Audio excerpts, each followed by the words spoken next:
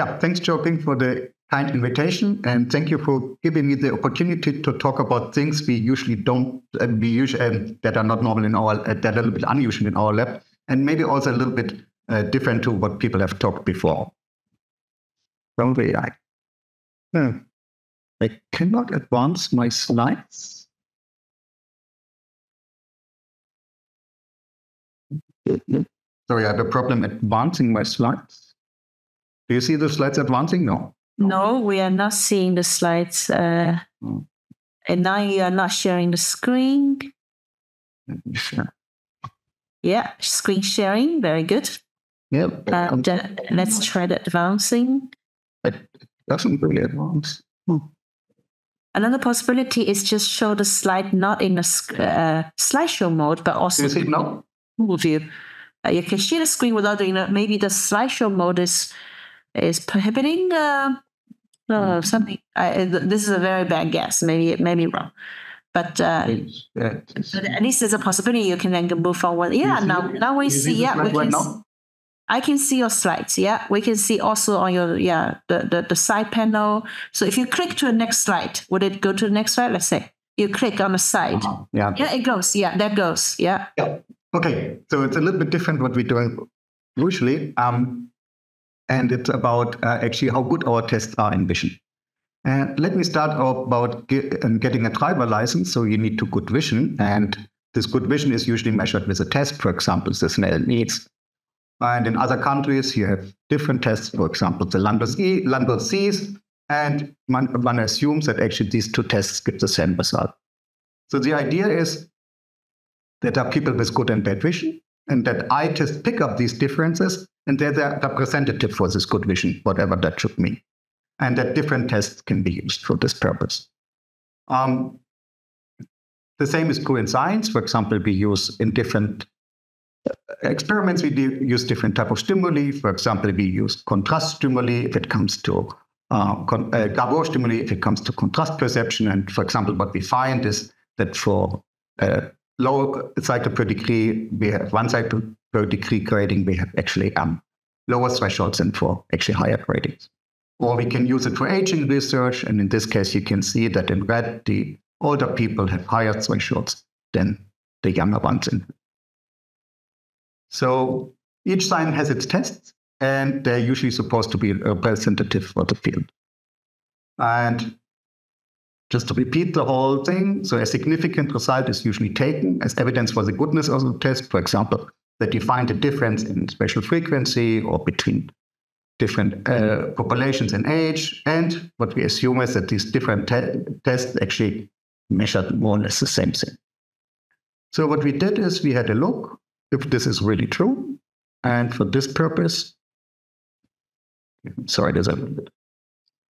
We basically used in a rather naive study, or first study, we just looked at a couple of stimuli we, in our lab, usually use for spatial vision, and which we thought measure more or less the same thing. And so what we had is, for example, the Freiburg-Visus test with the Landau Cs, and you need to say where the gap is, or Vernier task, where the offset goes to the left or right, or we mask these verniers.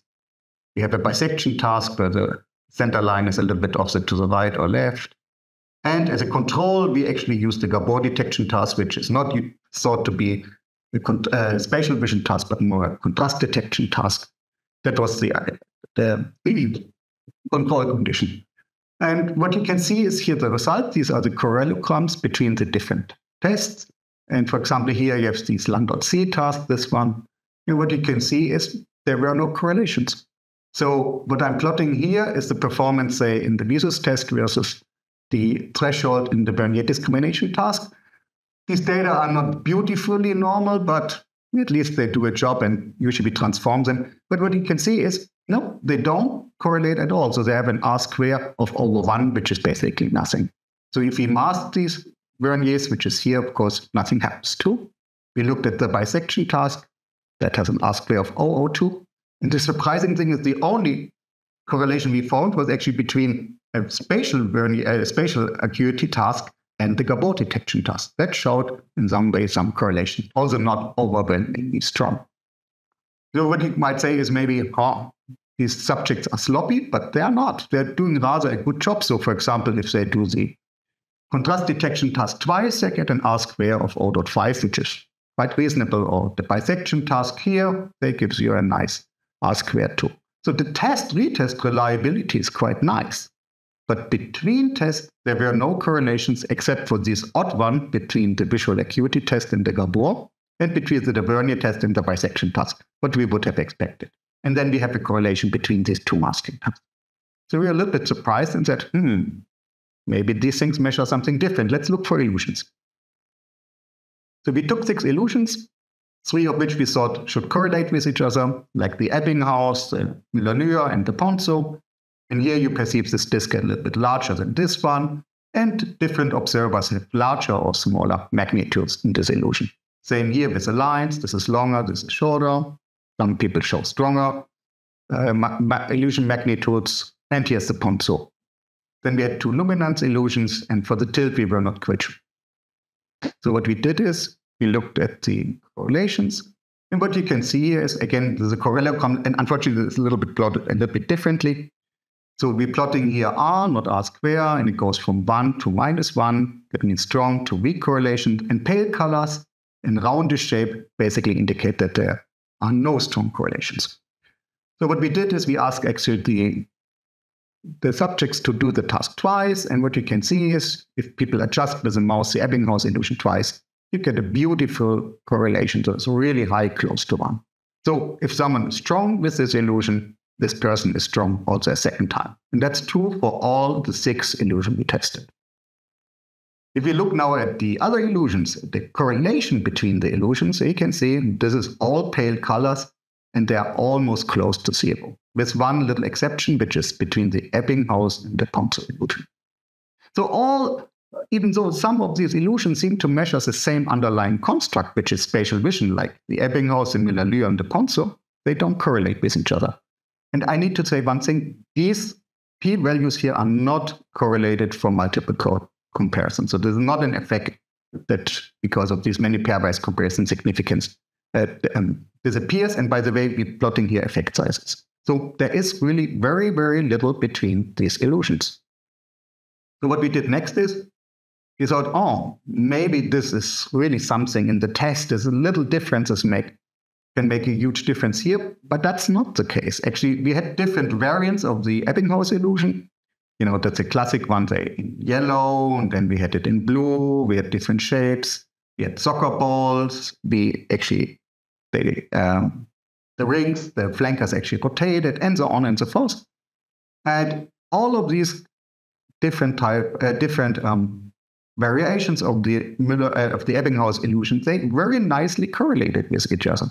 So it seems to be that each illusion makes up its own factor.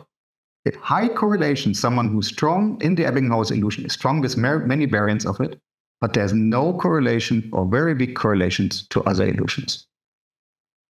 So, and we have many more studies on this, and I think we came to the conclusion that actually tests correlate very, very little in vision. And that's back to the eye test to obtain the driver license. So the question is then, how representative are they for what we're going to measure? Okay, that's what I said. So what we did next is we said, but this is a little bit strange, isn't it? Some people have much better vision than others, so in some way that should be reflected. Or when we get older, actually our vision basically strongly deteriorates. That's shown in so many, many studies. That cannot be wrong. So in some ways, there must be at least a common factor behind the healthy aging, because, for example, there is a slowing, or we have the deterioration in the retinal mosaic, or GABA, or the neurons die. So we looked into this. We have 200 subjects, 130 old, about 100 young ones. We took tests that are usually used in our field, things you see at VSS or ECBP, like the Vernier task, the Gabors, biomotion, and so on and so forth. We did what everyone else does. We basically looked into the old and the young ones. So here we have the Landauls. You can see a huge difference between young and old. And you see this for all of the other tests. There are large differences between the young population with Y and the old population with an O. Very low p-values. So this just indicates actually that when you get older, unfortunately, your vision does not get better. What you can also see is that there are quite some difference actually in the population. So this is subjects in the old population here. You can see there is a huge standard deviation. So what we expected is that people who basically, say, perform good in the older population here, they might also actually perform good in another test.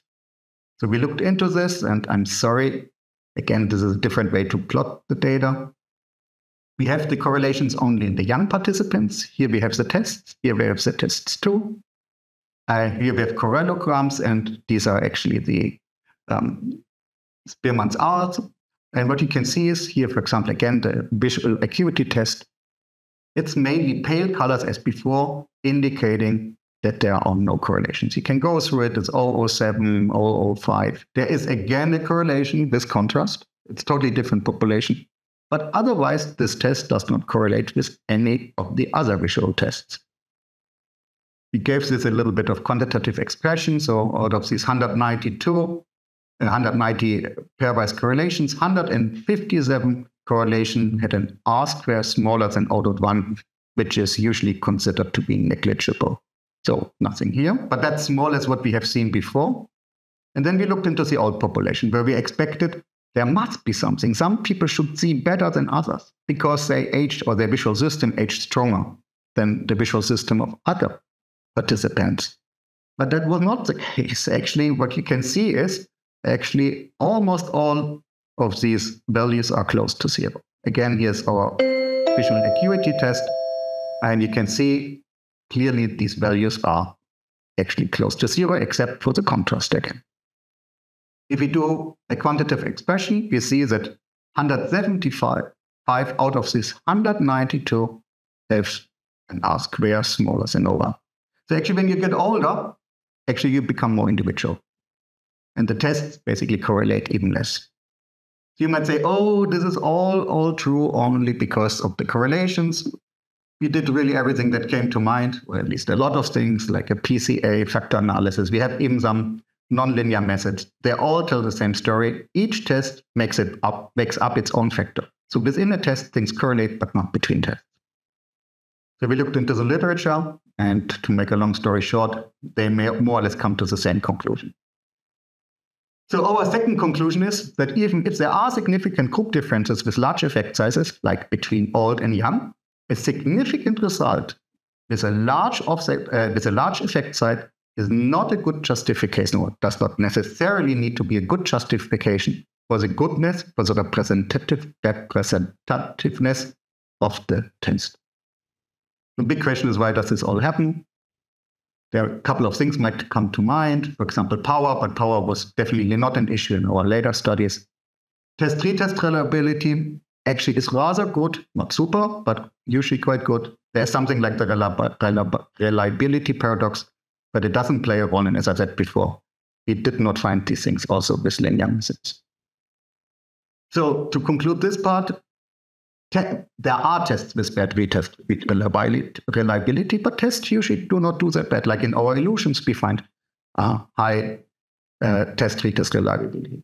So the problem is actually there is no generalization. Tests don't generalize. And it might be either that the tests are idiosyncratic, they measure a lot of other things, or actually that there is not that latent factor. So it means that vision is much, much more heterogeneous than we believe. There are a couple of things about statistics to say here. I don't have the time because I'm running out of it. But one of the biggest problems is that we believe that a large coincidence D and a significant result tell us something substantial. And that's not always true. So to sum up, as I said, conclusions drawn from single tests may be less representative than thought, even when effect sizes are significant, strong, and reproducible. And I think we should maybe think about it actually using tests, batteries of tests than single tests, which have a good test-retest reliability, check for long-term fluctuations, which I haven't talked about today, and that have a reasonable range. With this, I'd like to thank you for your attention, and sorry that I had this problem with the PowerPoint. Thank you very much.